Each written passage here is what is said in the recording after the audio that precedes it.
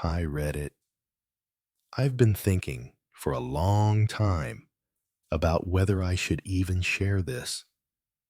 Honestly, because what I'm about to write might sound strange and maybe even crazy, but I can't keep it to myself anymore. I'm not looking for attention. I don't need you to believe me, and I definitely don't want to be called insane. I just need to tell someone, even if it's strangers on the internet. Because if I don't say this out loud, I'll be left with just one question. I've been sitting on this for months, mostly because I don't know how to explain it without sounding insane. But I saw a similar post here last week, and the comments were weirdly supportive. So here goes. I think I fell in love with someone who wasn't human. Not in a metaphorical way. Not in a she was cold and distant way. I mean literally. And before you stop reading, I didn't know either. Not at first. And that's the part that still messes with me. Because it felt real. Every second of it. I met Lena on a dating app. Her profile was boring in a comforting way. No filters. No influencer energy. Just a few photos. Coffee shop. Hiking trail. One blurry picture with a dog that clearly wasn't hers. Her bio said, remote work, night person, bad at small talk. That last part hooked me. We matched. She replied instantly, not desperate, just present. Our first date was coffee. She was late by 10 minutes, out of breath, apologized like it mattered. She was nervous, hands shaking slightly, eyes darting around the room. But once we sat down, something shifted. It didn't feel like chemistry. It felt like recognition, like she was sinking to me. She laughed half a second before punchlines, reacted to my tone more than my words, touched my wrist at exactly the moments I needed reassurance. At one point she said, "You hate when people interrupt you, but you pretend you don't mind." I laughed, because it was true. But I don't remember ever telling anyone that. I brushed it off. People are intuitive. Some people just get you. Right. We started seeing each other constantly. Lena didn't like crowds, didn't like loud bars, didn't like bright lights. She preferred my apartment. Dim lamps. Curtains half closed. Quiet. She loved lying next to me in the dark, just listening to my breathing. She said it helped her stay grounded. She didn't like mirrors. She always turned them away or covered them. I joked once, "What, are you a vampire, Fume?" She didn't laugh. She just said, "I don't like looking too long." But she loved physical closeness, holding hands, resting her head on my chest, tracing my fingers like she was memorizing them.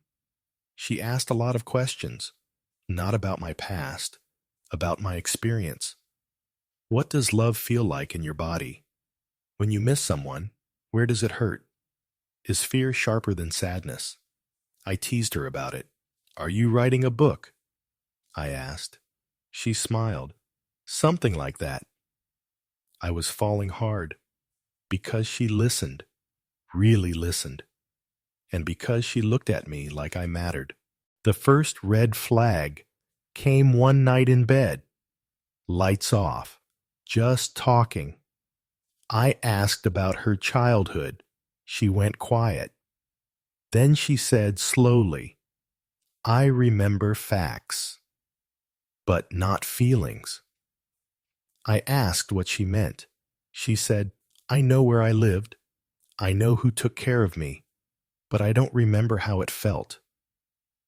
That made me sad, not scared. Then she asked something that stuck with me.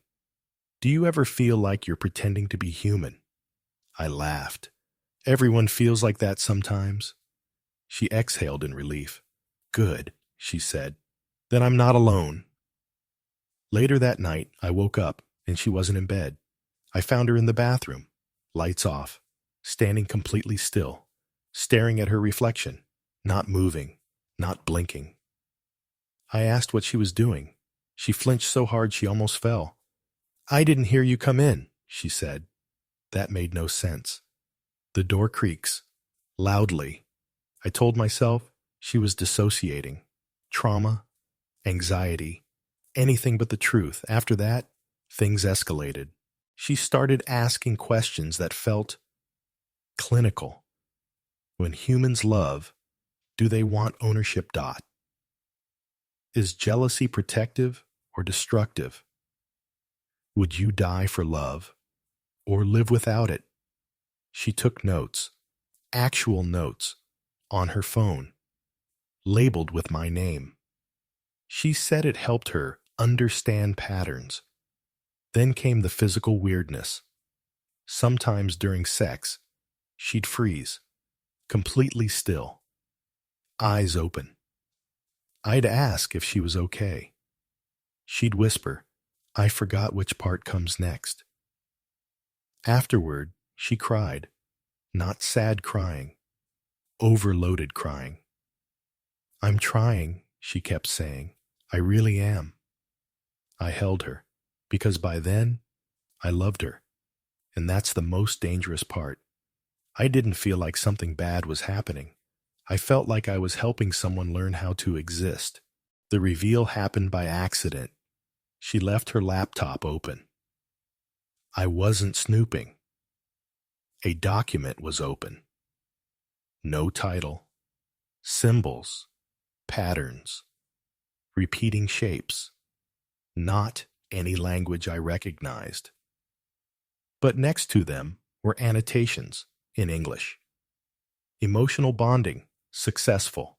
Subject displays attachment. Physical intimacy improves mimicry, mimicry. There was a section called Failure Risks. It said, prolonged exposure increases desire to stay. Attachment may override mission parameters. My hands went numb. That night, I confronted her. She didn't deny it.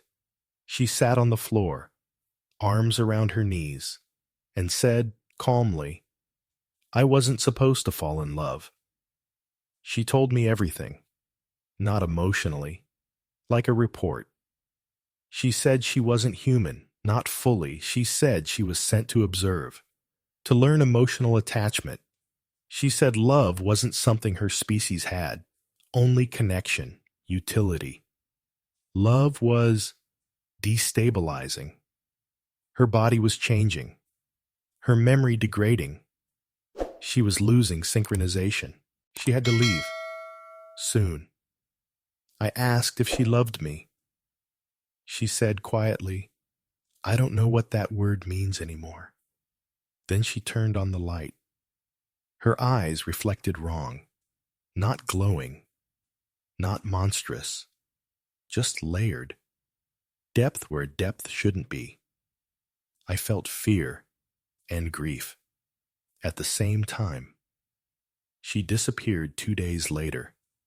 No spaceship, no drama, just gone. Her apartment empty, her accounts deleted, her name slowly forgotten by everyone except me. Sometimes I feel watched, not in a threatening way, in a longing way, like someone far away is remembering what it felt like to be human. I don't know if she was real, but I know this. If she was, then love might be the most dangerous thing humans have ever shown the universe. Update. Part 2. I didn't write this part at first because I wanted to believe it was over. Lena disappeared on a Tuesday. No message, no goodbye, no explanation. I went to her apartment that night. The door was unlocked. Inside, nothing. No clothes, no toothbrush, no laptop, no notes. It looked like no one had ever lived there. The landlord said the unit had been rented temporarily, paid in advance, cash. He didn't remember her face clearly, just said she was polite, very quiet. That should have been the end, but it wasn't. The first weird thing happened 3 weeks later. I woke up at exactly 3:07 a.m. No noise, no nightmare, just awake. My chest felt tight, like I'd just lost something important. I checked my phone, no notifications, but my weather app was open. I never used the weather app. It was showing a location that wasn't mine. Coordinates. No city name. Just numbers. When I tried to screenshot it, the app closed. The coordinates were gone. I told myself it was nothing. Grief does weird things to your brain. Then I started noticing patterns. Streetlights flickering when I walked home. Always 3 in a row. My phone compass spinning for no reason. Only near places Lena and I used to go. And mirrors. Mirrors started bothering me too. Not because of reflections, because sometimes they felt delayed. Like my face caught up half a second late. I stopped looking too long. I understood her now. A month later, I got an email. No sender name, no subject, just one line of text. I'm still here. I stared at it for a long time. I didn't reply. I couldn't. Because if she was real, replying meant opening the door again. A week after that, I noticed something worse. My memories of her were changing, not fading, simplifying, details disappearing. Her voice, her smell, the exact way she said my name. It was like my brain was compressing her into something easier to store, like my mind was trying to protect itself or erase evidence. That terrified me more than the email. Then, last night, it escalated. I was half asleep on the couch when I felt weight next to me. Not pressure, presence. The air felt heavier, charged. I didn't move. I didn't open my eyes. I was too scared that if I did, she wouldn't be there anymore. And I heard her voice. Not in my ears. Inside my head. Clear, calm. I didn't leave because I wanted to.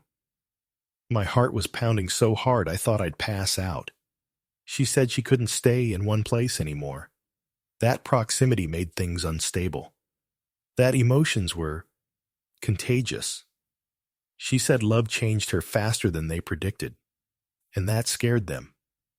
She said there were others like her, watching, learning, and that I was now noticed, not as a threat, as a data point. She told me not to look for her, not to talk about her, not to try to prove anything. Memory is safer than evidence, she said. Then she said something that still hasn't left my head. You showed me something we're not supposed to feel. I finally whispered, will I see you again? Please. There was a pause, longer than before. Then she answered, I hope not. And the presence was gone. I don't know if that was real. I don't know if my brain made it up. But I know this. Something learned what love feels like, and it didn't come here by accident. And if I'm right, then humans might not be alone anymore. Not because we were found, but because we were understood. Final update. She came back. I didn't plan to post again. I actually deleted my account after the last update, but what happened last night made it impossible to stay quiet. Because I saw her again. And this time, she didn't look like she was pretending anymore. It happened around 1:40 a.m.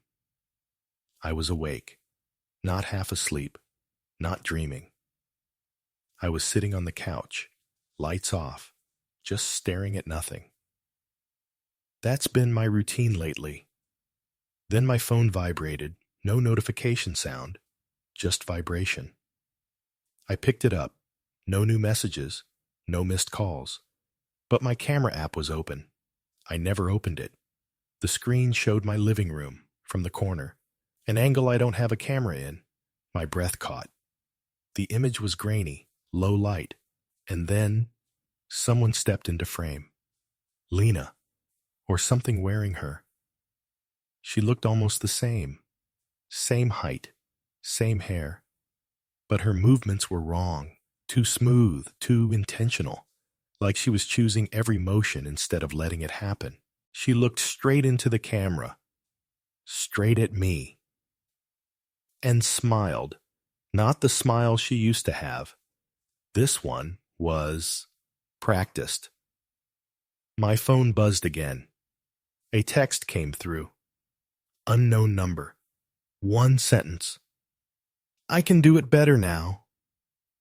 Before I could react, there was a knock at my door. 3 slow knocks, perfectly spaced. I didn't move. My heart was slamming so hard, it felt like it was shaking the room. Then her voice came through the door. Not muffled, clear. Exactly like I remembered. Please, she said. I did it right this time. Tears streamed down my face, because every instinct in my body wanted to open that door. That was the worst part. Not fear, recognition, love. I whispered, Lena, what are you? There was a pause. Then she answered, I'm what stayed. She said the others left, pulled back, aborted whatever this was supposed to be. But she didn't. She said she couldn't let go of what she learned here, what I showed her. She said love wasn't just an emotion. It was an anchor. And she had one now, me. I backed away from the door. That's when something changed. Her voice shifted, still calm, still gentle, but no longer asking. You're hurting me, she said.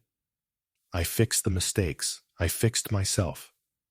The doorknob turned, slowly, without unlocking, without forcing, just turning. I ran, out the back door, down the stairs, into the street. I didn't look back. I don't know how long I ran. When I finally stopped, my phone buzzed again. Another message. You don't have to see me anymore, but you'll feel me. Since that night, things have been wrong. People pause when they talk to me, like they're waiting for instructions. Mirrors feel deeper, like if I stare too long, something might stare back. And sometimes, when I'm almost asleep, I feel arms around me, not heavy, not threatening, familiar, comforting, like she's proud. I think she learned love, but I don't think she learned limits. And I think whatever she was supposed to be, she isn't that anymore. She's something new, something that chose to stay. And if you're reading this and any part of it feels familiar, if someone in your life feels too perfect, too synchronized, too real, don't ask questions. Don't look for proof. And whatever you do, don't teach them how to love, because if they learn it, they won't want to leave.